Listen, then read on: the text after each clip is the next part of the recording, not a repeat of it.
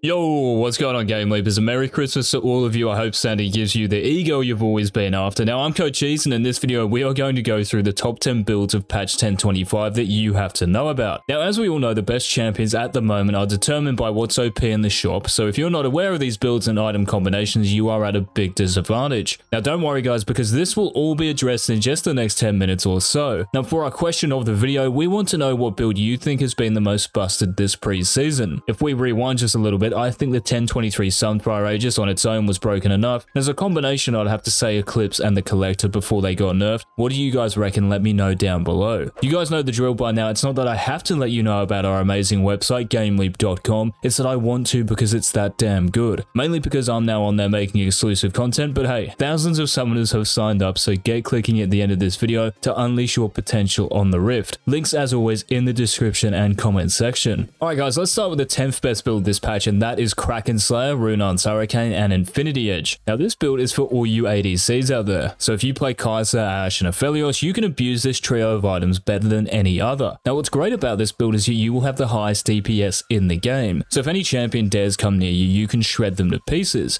Now the recent buffs to Kraken Slayer have made it a legit 3,400 gold item, and the change to Infinity Edge makes your 3-item spike even better. Now if you haven't watched our 11.1 video, Runar's is getting changed, so it will cost 2,500 gold in the near future, meaning that you can hit a very similar spike in power a heck of a lot earlier, so expect this build to climb the ranks when season 11 starts. Now it is very expensive. I mean, you're paying over 10,000 gold to old mate at the shop, and you are very squishy, but if you can survive the early game and get to this point, you have over a 60% chance of winning the game, which is very high indeed, so test it out, guys. Now before getting into the 9th best build in our countdown, remember to let us know you're enjoying this video and our recent content by leaving a like, and make sure to subscribe and turn on all notifications so you do not miss a beat. Now number 9 is Gale Force and the Collector. So if you play Graves, Djinn, or Misfortune, then hey, you are in luck. Now if we go back to 10.23 when the go-to build included Eclipse, Ghostblade, and Edge of Night, well this version may not be as OP as that, but it is the best of what you have left. Gale Force gives you great mobility, and the recent buffs give you that dash 30 seconds earlier, and the Collector enhances your early to mid-game damage because of the lethality. Now the reason this build works on Graves, Djinn, and Misfortune in particular is because your abilities are a big part of your damage output, and that lethality takes that damage to another level. Now I'm sure you've all seen clips of Graves one-shotting a squishy, or a Djinn 100 to 0ing a champion with just his curtain call. This is all down to the Collector and its lethality. You are still squishy, which is the same problem the previous build has, but you hit harder sooner.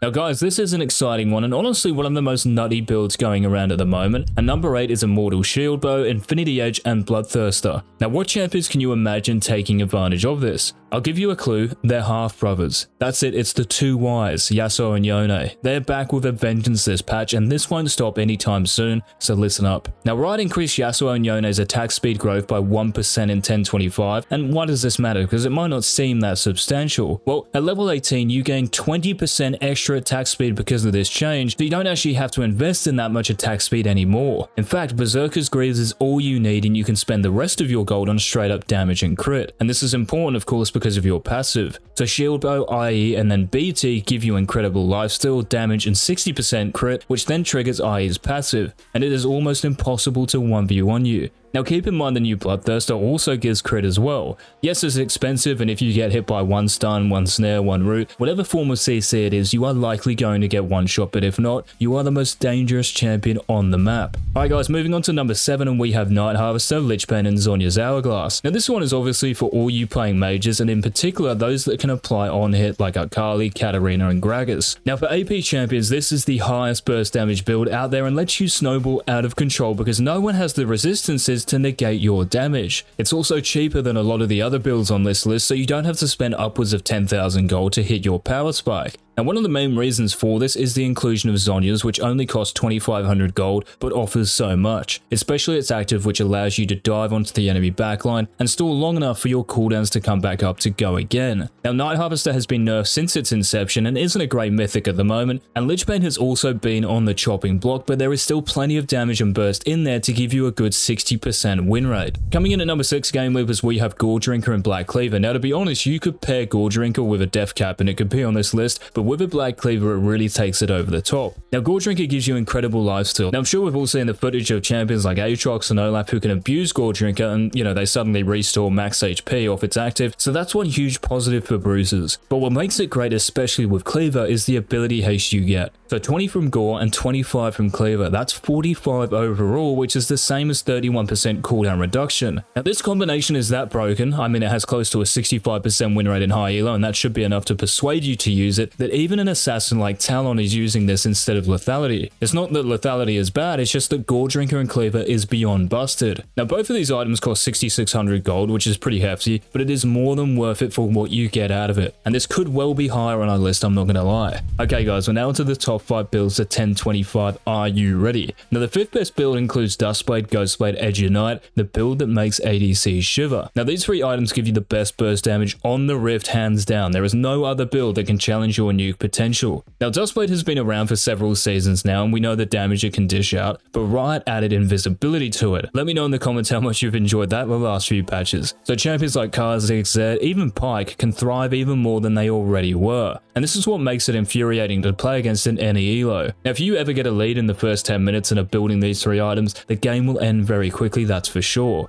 Like most of the builds on here, CC is your weakness though, but you fare a little bit better because of the passive from Edge of Night. Regardless, if you play around the edge of fights and flank the enemy squishies, you will soon understand why this is a top 5 build. Moving on to number 4, Gameweavers, and this build is not for the faint-hearted, the Stridebreaker and Sterix Gauge. Now, if you want to hard stomp your laners bruisers like Darius or Set, this combination is a bit too hectic. Now, one of the main reasons these 2 items have a 60% win rate plus in high elo is because of Stridebreaker's playmaking potential.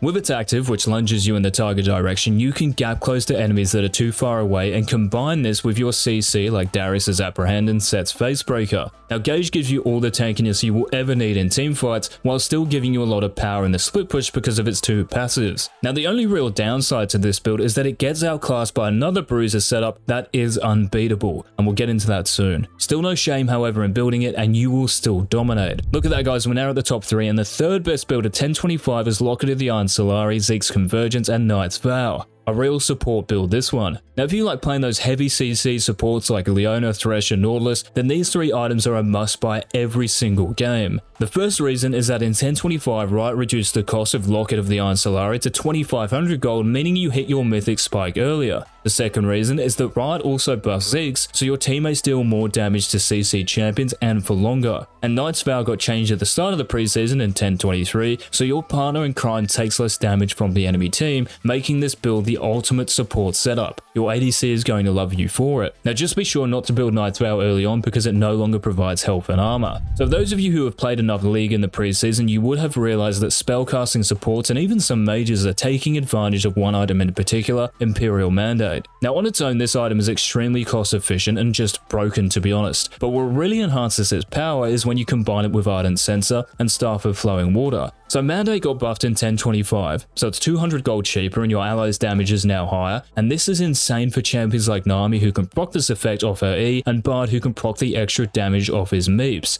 Even a support with point and click CC like Janna with her Zephyr can take advantage of it. Now, Ardent and the Water Staff also got the same treatment. They are 200 gold cheaper, meaning your 3 item spike comes around earlier, and these 2 items are now easier to build because you no longer need to buy a Blasting Wand as part of it, which could be quite difficult to afford, especially in losing games. This build is behind the awesome win rates these supports have, with most of them featuring in the top 10 or top 20 win rates, so don't waste any time and start using it. Alright guys, we've made it. Now, before we reveal the best build of 1025, friendly reminder to not only make use of the builds we've already been through, but also the $50 sale on at our red hot site Gameleapcom. We have hundreds of challenger courses, guides, videos, you name it, waiting for you just one click away, so in a few seconds time, scroll down and get your index finger moving. Now, the cream of the crop. Now, there isn't much to say about this build except you will never lose a 1v1. Okay, maybe a few when you're still 2 items behind, but still, you are the ultimate duelist with these items. The damage, the sustain, the passes, it's all too much for anyone you're fighting, and the items are Ravenous Hydra, Trinity Force, and either Sterix Gauge or Death's Dance. Now, in champions like Fiora and Camille, you have close to a 70% win rate in high elo, which is crazy. No other build comes close. Even the other bruiser builds in our countdown pale in comparison to what you are capable with these 3 items, so get on it before Riot spoil the fun. Let me know in the comments if you have actually tried this or have played against someone who 1v9 because they went this route. It is nuts, guys, trust me.